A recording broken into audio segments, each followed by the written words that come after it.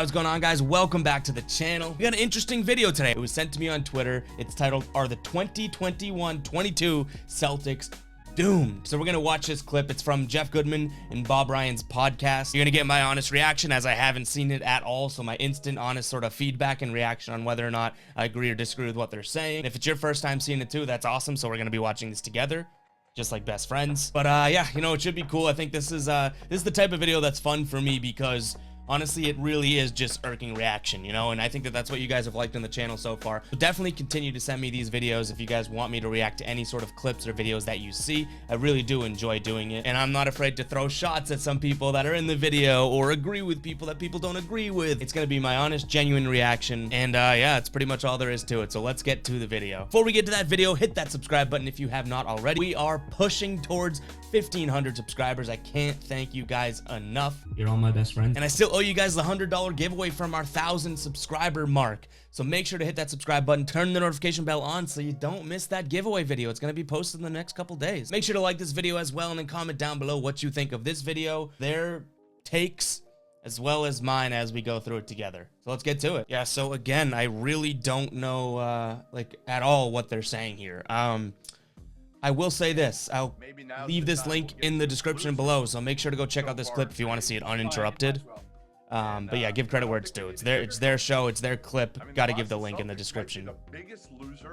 Ooh, I feel like I'm already interrupting too much. What did you say? The Boston Celtics might be the biggest loser right now in the NBA because you've got starting hot. One guy knocking on the door of. I feel like this is going to go down a very negative path. Let's see. Let's see. Maybe, again, people will say I'm crazy on that, but I think Jason Tatum will be the best scorer in the NBA in 3 years.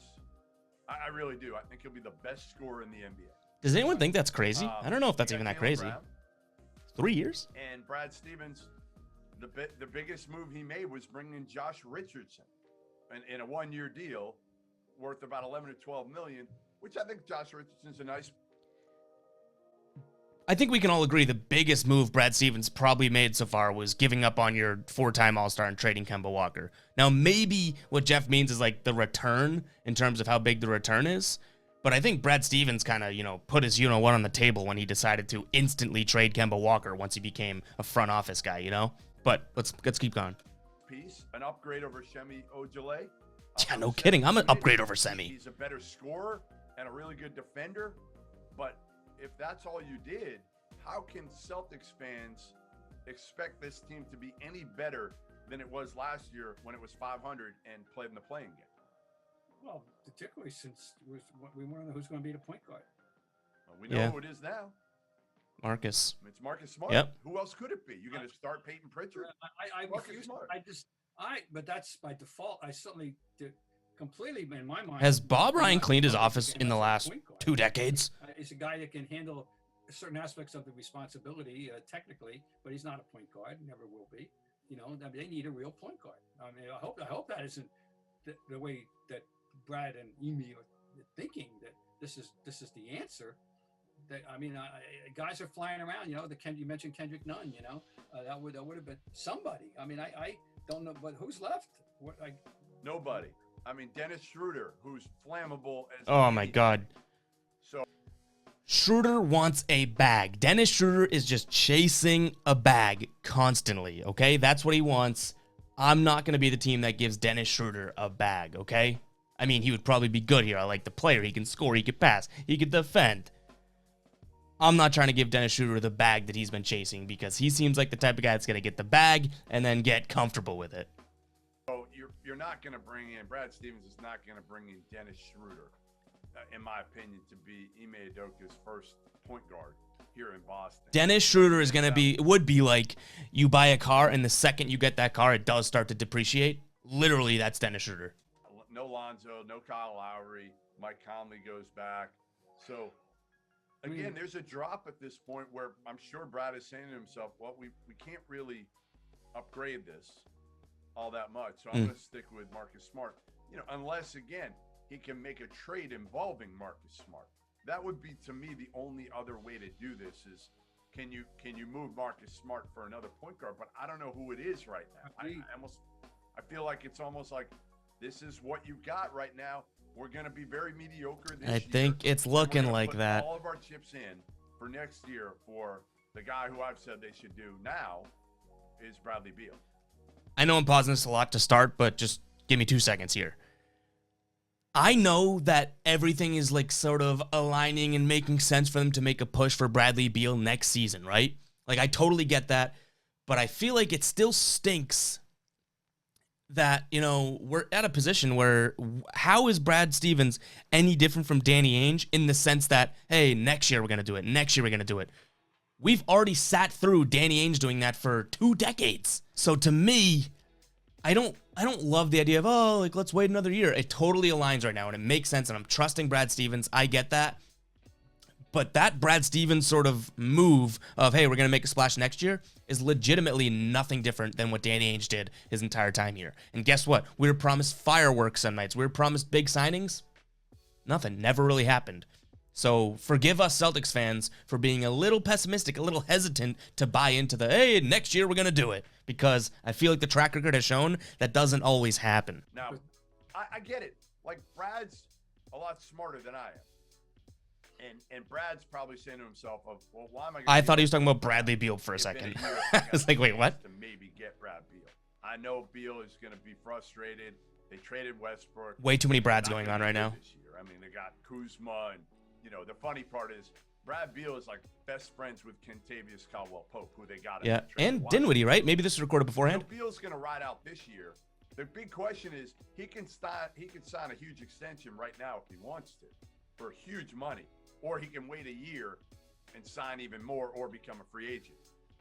So if you're Brad, you're rolling the dice a little bit here because Beal's the one guy that 100% rolling the dice. He's the missing piece. If I add him with Tatum and Jaylen Brown, we got a chance here. Yeah, now we're talking. We got a chance. We got our big three, right? And our big three is younger than. And we talked about it. The show is on this YouTube channel if you want to check it out. KJ's podcast, The Wicked Smart Sports Guys. We talked about it. You have, and I genuinely believe this, you have Bradley Beal, Jason Tatum, and Jaylen Brown. Honestly, the rest will fall. It really doesn't matter. That's how the NBA works nowadays. So go listen to that podcast. We talk about Bradley Beal. Your big three over in Brooklyn or your big three in LA. So we'll take our chances and grow with our big three. They're going to get better and better. Your big threes are going to get worse and worse and older.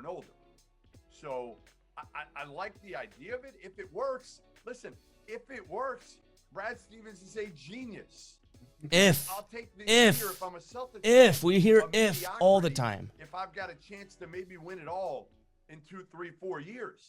Well, they are very frank about saying that they're playing a long game in terms of making sure where their financial situation is right, so that next year they can go after people, and significant people, and so they're read between the lines.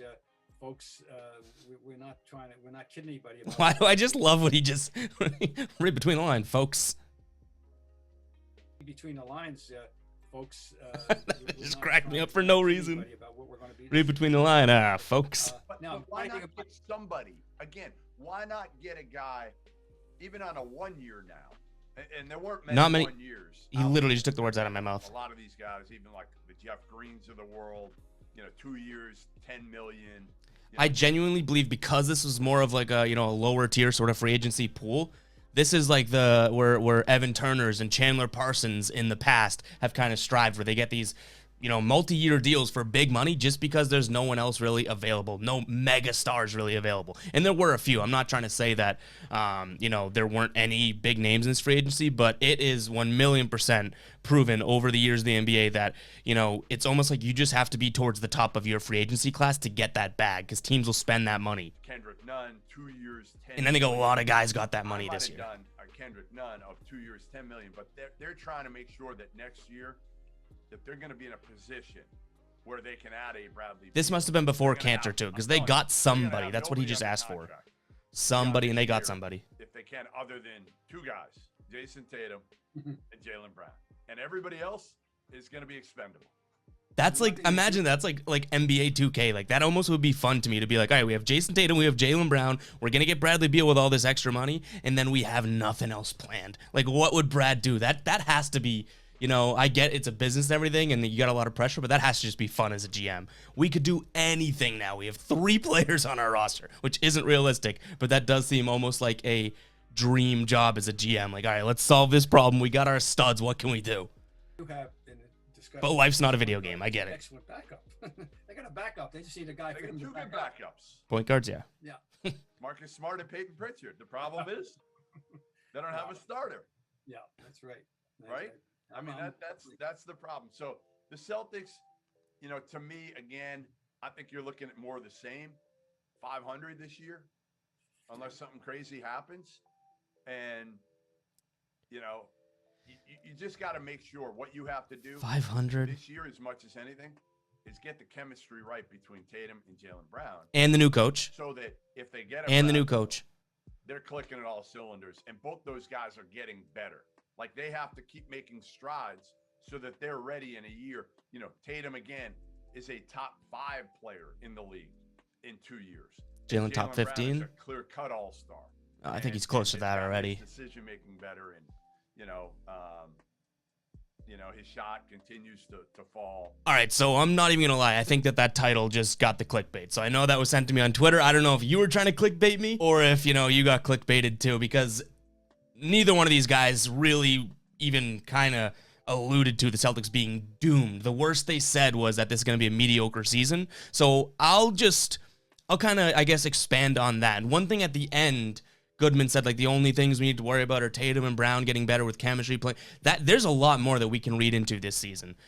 I think the Celtics are going to have a better year than last year solely because the page has been turned. We have a fresh start, a clean slate. So many things are different now that, they're going to learn from it. They're going to want to, they're going to come out with the fire, everything like that. Everything got stagnant last year and stale. And that's why they ended up stinking for the, second half of the year, probably, 3/4 of the way of the year.